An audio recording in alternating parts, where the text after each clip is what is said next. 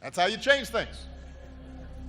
Change isn't something that happens every 4 years or 8 years. Change is not placing your faith in any particular politician and then just putting your feet up and saying, okay, go.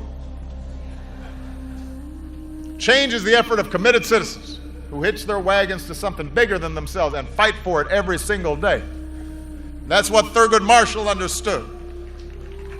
A man who once walked this yard, graduated from Howard Law, went home to Baltimore, started his own law practice. He and his mentor, Charles Hamilton Houston, rolled up their sleeves and they set out to overturn segregation. They worked through the NAACP, filed dozens of lawsuits, fought dozens of cases. And after nearly 20 years of effort, 20 years, Thurgood Marshall ultimately succeeded in bringing his righteous cause before the Supreme Court and securing the ruling in Brown versus Board of Education that separate could never be equal. 20 years. Marshall, Houston, they knew it would not be easy.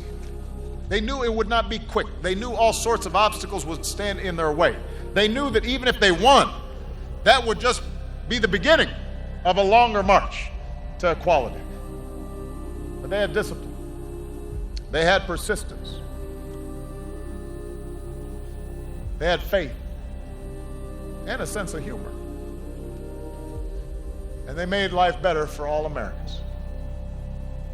And I know you graduates share those qualities.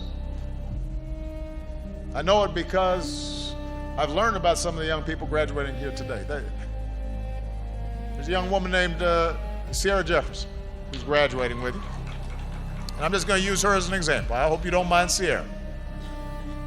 Sierra grew up in Detroit and was raised by a poor single mom who worked 7 days a week in an auto plant. And for a time, her family found themselves without a place to call home. They bounced around between friends and family who might take them in.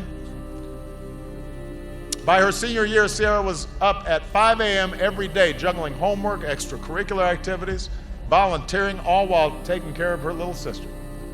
But she knew that education was her ticket to a better life. So she never gave up, pushed herself to excel. This daughter of a single mom who works on the assembly line turned down a full scholarship to Harvard to come to Howard.